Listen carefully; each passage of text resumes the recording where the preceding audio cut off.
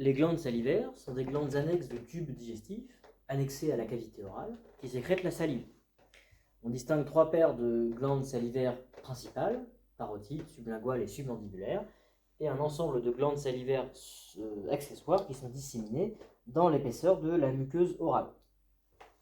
Sur une vue latérale de la tête, centrée sur la cavité orale, on reconnaît la supériorité en haut et l'antériorité à ma droite, et on peut placer des éléments de repère. D'abord, le processus mastoïde de l'os temporal en arrière, le port acoustique externe, la fosse mandibulaire, le tubercule articulaire et l'arcade zygomatique, et les éléments de la base du crâne avec en arrière le processus styloïde de l'os temporal, le tubercule articulaire et en avant le processus ptérygoïde de l'os phénoïde, en avant duquel vient se placer l'os maxillaire, qui porte une dent maxillaire en avant. Ici, on peut placer des éléments simplement de repère, le contour de la cavité orbitaire, l'os nasal et le contour de l'orifice périforme de la cavité nasale. On reconnaît ici donc la fosse infratemporale avec ouverture des foramen ronds en avant et ovale en arrière. On peut également placer une dent mandibulaire enchâssée dans le processus alvéolaire de la mandibule et l'os hyoïde avec la grande corne de l'os hyoïde, la petite corne de l'os hyoïde, qui nous permettront de placer les éléments du plancher oral. On reconnaît le muscle génio-hyoïdien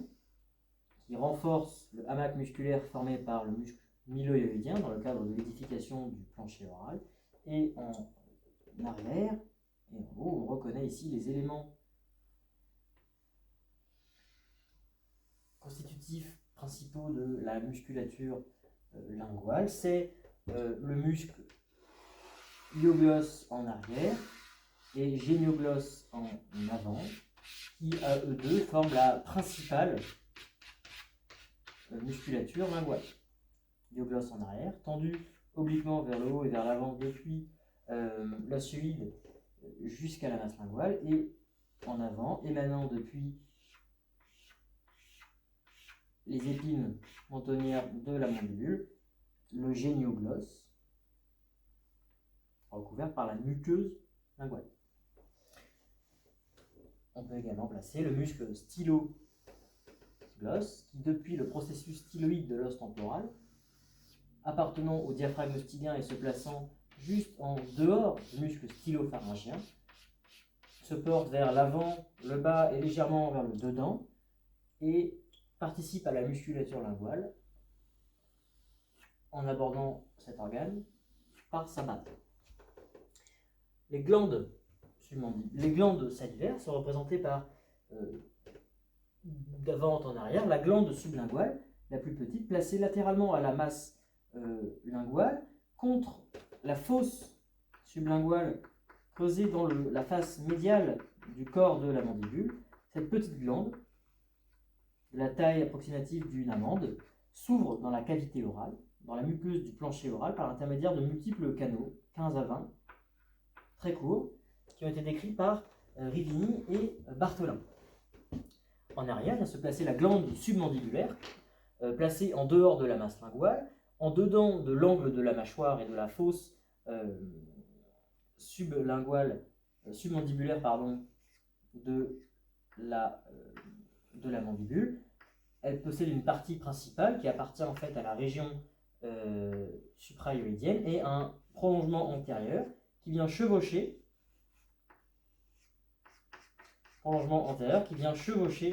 le bord postérieur du muscle mylohyoïdien.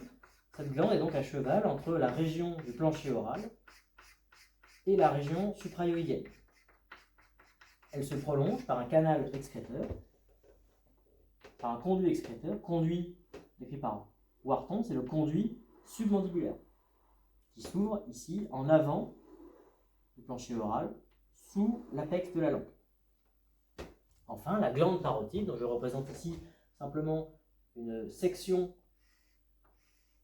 de parenchyme.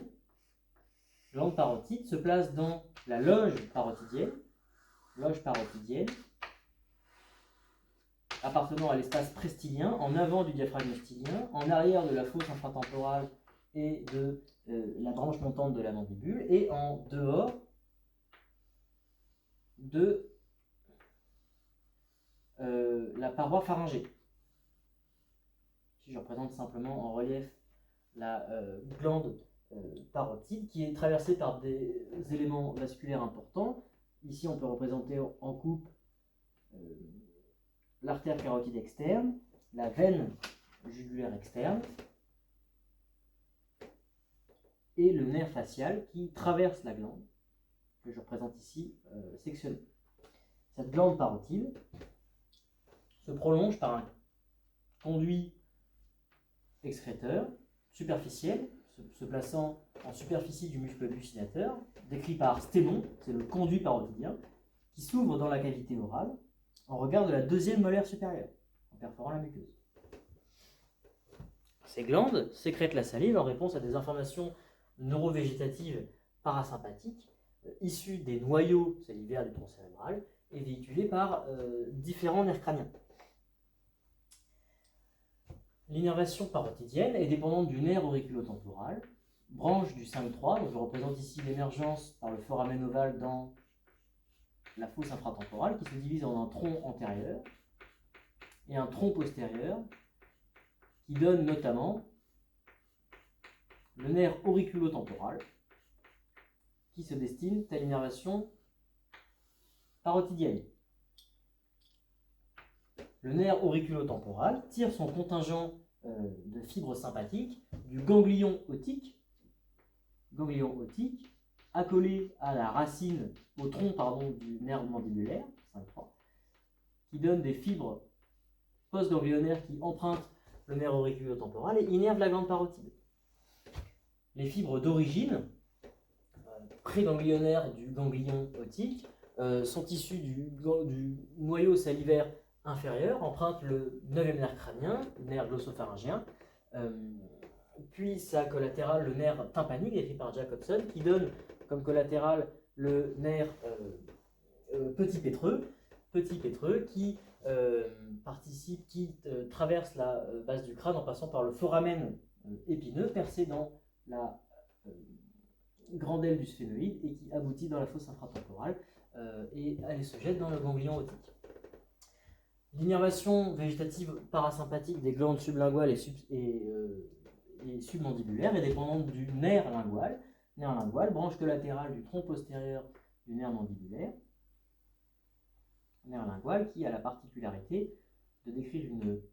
courbe concave vers l'avant et le haut et de venir sous-croiser dans le plancher oral le canal submandibulaire avec lequel il contracte des rapports étroits avant de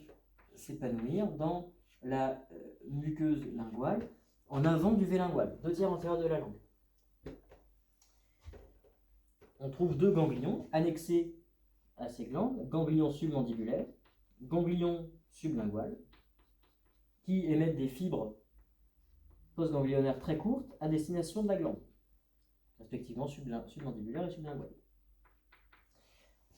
Les fibres préganglionnaires sont issues du noyau salivaire supérieur, empruntent le nerf facial, 7e nerf crânien, puis la corde du tympan, qui émerge dans la fosse infratemporale juste en avant de du processus styloïde en perforant la fissure pétro-squameuse et se jette directement dans le tronc du nerf lingual et lui apporte les fibres végétatives viscéromotrices sécrétrices des glandes sublinguales et submandibulaires et il lui prélève les fibres sensorielles dans le cadre de la gustation des 2 tiers antérieurs de la langue. Si bien que le nerf lingual, au-dessus de son anastomose avec la corde du tympan, n'est plus constitué que de fibres sensitives pour la sensation des 2 tiers antérieurs de la langue. Ces fibres sensorielles pour la gustation lui ont été prélevées par la corde du tympan dépendante du 7 bis.